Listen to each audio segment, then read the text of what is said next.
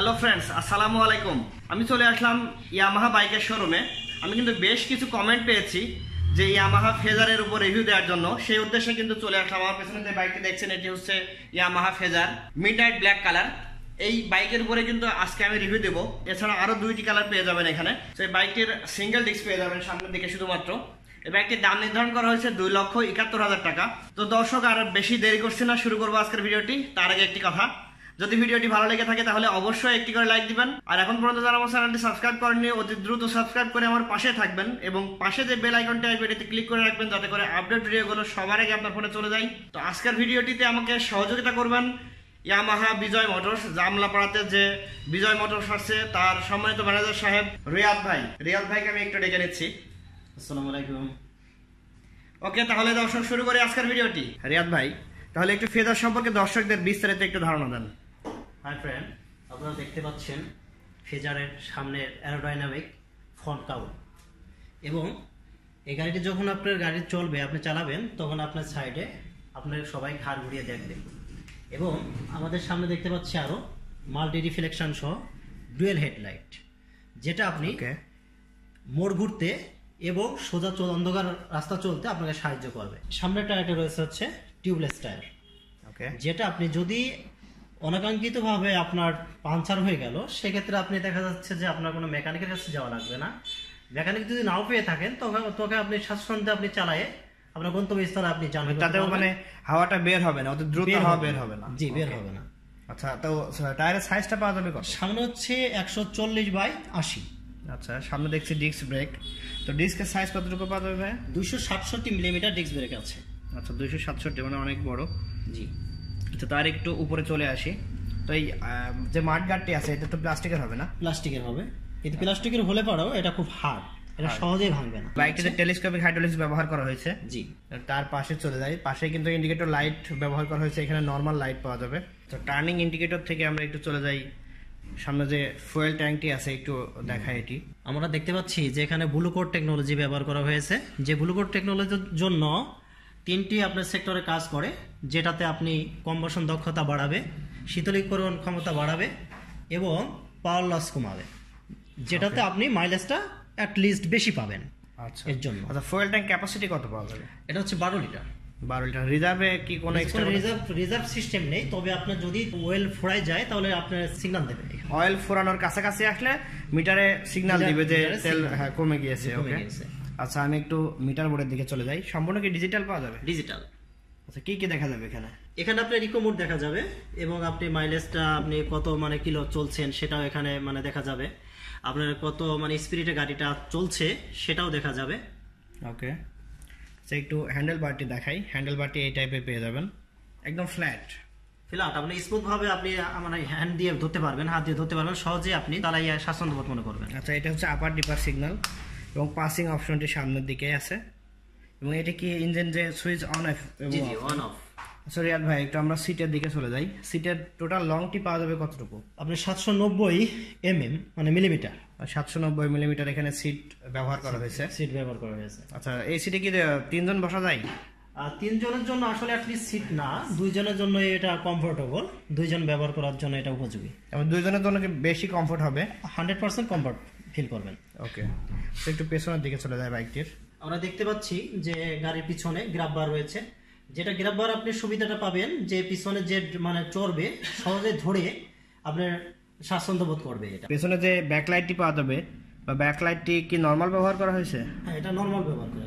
আচ্ছা, তার পাশেই এখানে চলে আসবে ইন্ডিকেটর এবং ব্যাকলাইটের নিচে চলে আসবে এখানে নাম্বার প্লেট জায়গা, যেটা নাম্বার প্লেট লাগানোর জন্য। এবং ব্যাকলাইটের যে লাইটটি, এই লাইট থেকে কিন্তু নাম্বার প্লেটটি রাত্রে দেখা যাবে। স্যার রিয়াদ ভাই, আমরা একটু পেছনের টায়ারের দিকে চলে যাই। এটা কি কোম্পানির টায়ার পাওয়া যাবে?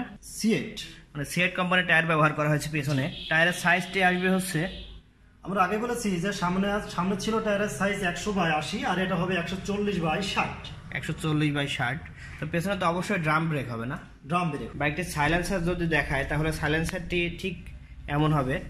পেছনের দিকে অনেক সুন্দর একটি ডিজাইন ব্যবহার করা হয়েছে এখানে, এবং উপরের দিকে পেয়ে যাবেন প্লাস্টিকের একটি মাফলার, এবং পাশে যে চ্যাসিস টাইপটি ঠিক এই টাইপের হবে।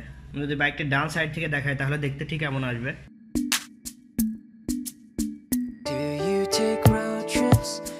বাইকটির বাম সাইড থেকে যদি দেখায় তাহলে দেখতে ঠিক কেমন হবে। Thousands of times, and do you color with crayons outside the lines? Do you have secrets buried you'll never find? Then you might feel like me. Are you a blue sky turning to purple and gray? Do you hear music inside?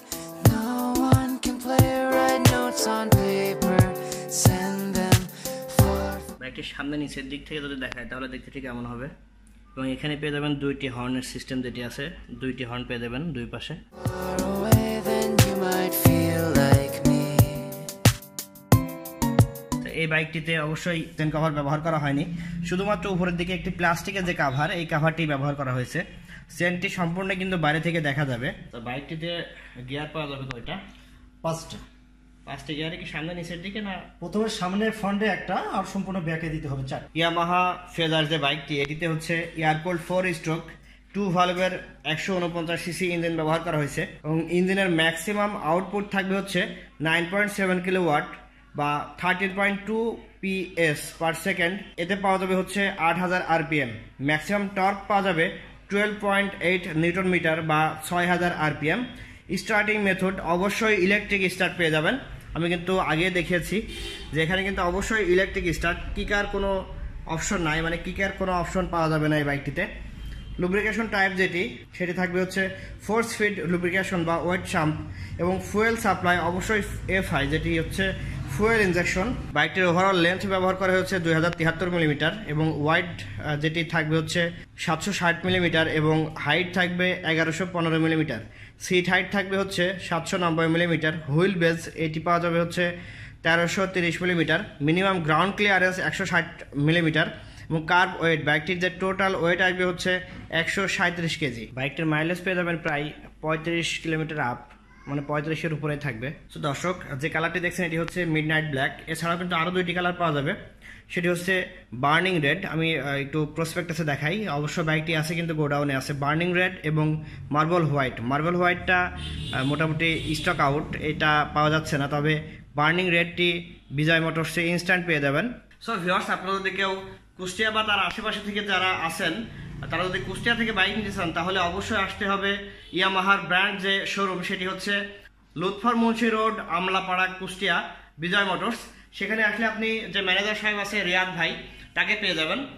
তো রিয়াদ ভাই, যদি আমার video দেখে যদি কেউ আসে বা আমার এই যদি এসে বলে যে সবুজ বিডি ব্লগের ভিডিও দেখে আসছে, তাহলে তার জন্য কি কোনো ডিসকাউন্ট রাখবেন? স্পেসিফিক যদি আপনারা যদি সবুজ বিডি দেখে এখানে আসেন, অবশ্যই আপনাদের জন্য আমরা স্পেশালভাবে কিছু অনার করবো আপনাদের জন্য।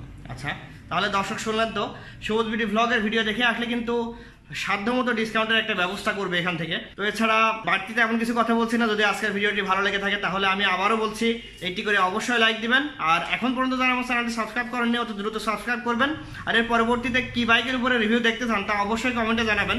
আমি আমার যথাসাধ্য চেষ্টা করব, কেননা ঢাকার প্রেক্ষাপটে কিন্তু অনেকে অনেক বাইক দেখায়, বাট কুষ্টিয়ার প্রেক্ষাপটে আমি যতটুকু পারি ততটুকু কিন্তু আমি আপনাদের সামনে বাইকগুলো হাজির করার চেষ্টা করি। তো আজকের ভিডিওটি এ পর্যন্তই। আসসালামু আলাইকুম।